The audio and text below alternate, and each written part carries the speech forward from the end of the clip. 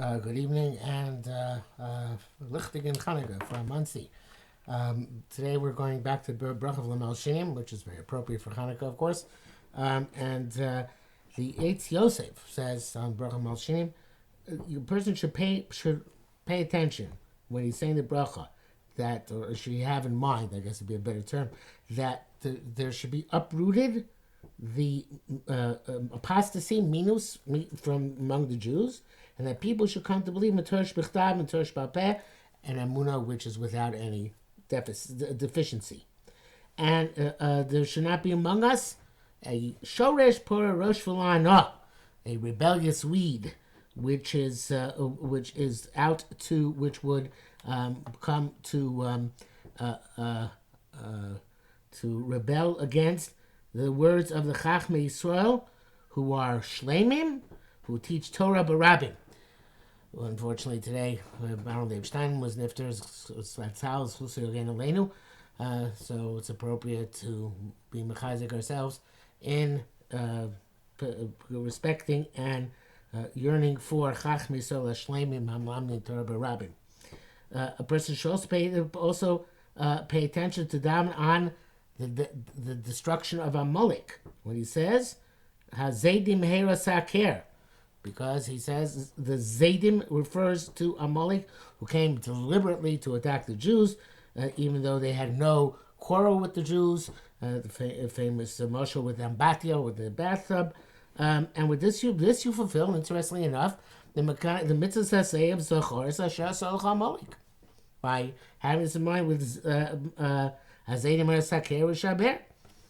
I didn't know that till just now. Which is why we're going through the tefillos, and it is incumbent upon us to be to detest Amalek, which is convenient because since we don't know who they are, we're really detesting the idea, not the people. Because those who detest Hashem, we should detest as well, and we should pay attention that or we should have in mind again that any negative things which would befall the Jews, Chas v'Shalom, should befall rather Amalek. And again, that's very convenient. This is all evidently from Rabbi Yonason Eivshitz in the Yaros Dvash. So that is his interpretation. The Iyun Tefillah says that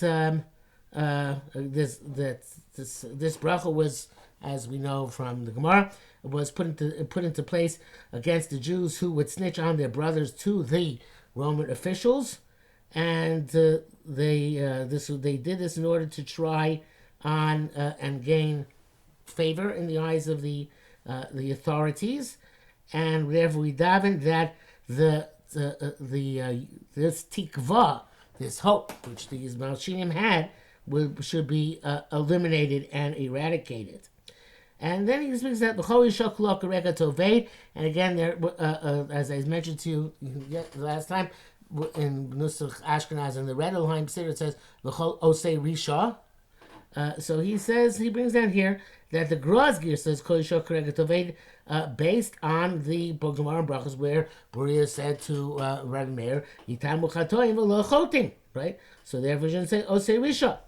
And he says, and that's why also we daven in in Kedusha for Yom Roim, we say V'chol Harisha Kula Kelshan Tichle. All of the wickedness, not the wicked, but the wickedness should be eradicated.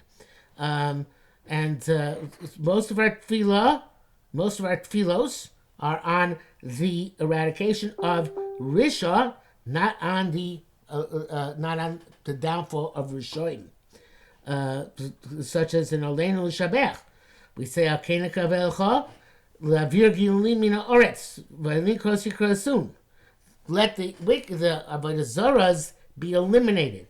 Aval Luvdeihem, but the people who serve them, Yitnu Libam, should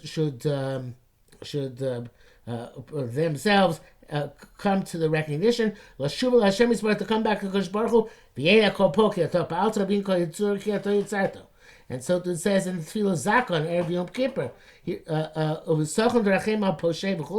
the same Billy Bam Pachal Dargonecha, V'achna levavam ha'evan v'yoshiv elecha b'leiv shalem. We daven for their tshuva. So that's why he says Chol Yishok Regat Davening.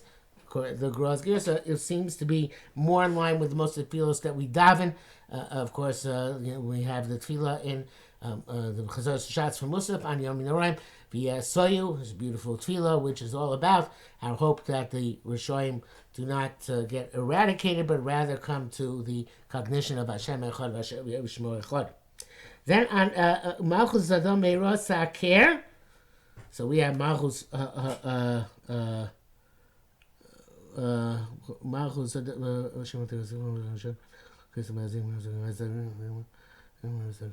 so here, which is in the old Nusach, in the Nuscha Yeshana, can I just remind the Nusach Chadasha is Cholishaku Kerega Tovei, Cholevecha Meiroi Karesu, Vazedim Meiro Saker. The Nuscha Yeshana is V'chol Minim Keregi Ovedu, Cholevecha Meiroi Karesu, U'Malchus Zodon Meiro Saker. So he says, what's the Malchus Zodon, which is referred to? So first he says, this Nusach Ashkenaz of Nusach Yeshana is from the times of the Maharsha. And the Chidushei Agodas Maharsha and Megillat Avomanav mentions this language in Dibur Maskil Ikaron Taker. And Zodon is not is a description of the phenomenon, just like Risha is a description of the phenomenon.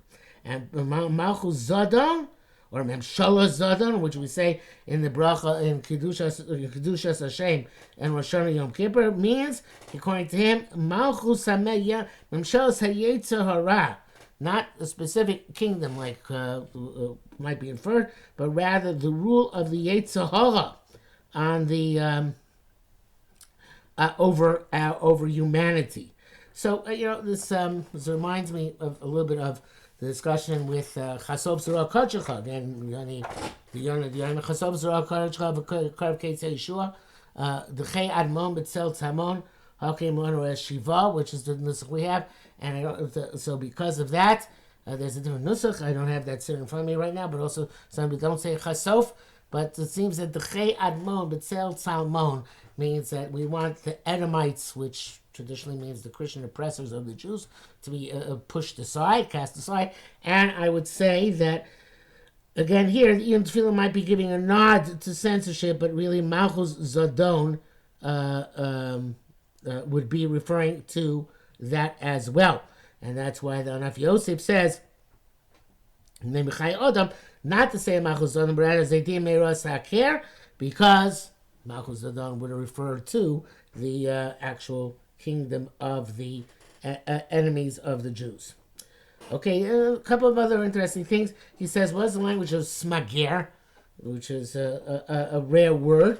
So he says smager means to be mashpil, to lower, to diminish. It means evidence from Tehillim. And he says smager can also be interpreted with having to do with breaking. And he also brings evidence for that from Eicha.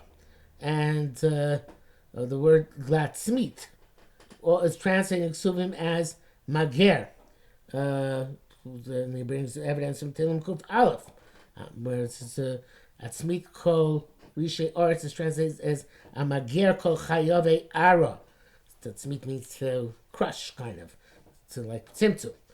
Okay, the bracha ends shover avim machnia zaydim, and the Yom Tefillah says oivim are the minim, the apostates, who are the enemies of Hashem, and they have no takana except for breaking. Like a klicheres, which is broken, comes tohar. So to certain things you have to break before they come tohar. The zaydim, those are the people who follow the Yetzer Hara. So for them, they don't have to be broken. They have to be machnia. They have to be subjugated to true Ratzon Hashem. Interesting is that the Tikkun Tefillah brings down that there was in the Nusach in the Siddur Psadigon Rabban Magon, and the Rambam is Baruch Atah Hashem Shover Rishaim Machnia Zedim. So again, it could be that this was changed to Oivim in order not to imply that Rishoyim should be eliminated, but rather they should do tshuva. Oivim would be a higher level of wickedness, and those would have to be broken before they are able to be fixed. In other words, certain times tshuva is sufficient, certain times tshuva is insufficient, like Chil Hashem, where even Misa, even Yom Kippur and Yisroel are not mechaper. So could be that is why it was changed to Shov Rabim Machnia Zedim. I think we will stop here for tonight and leave Al Tzedikim to next time, so we don't get stuck in the middle again, even though it's a short one, but I think we covered a lot. So have a good evening and a Freilich Chanukah.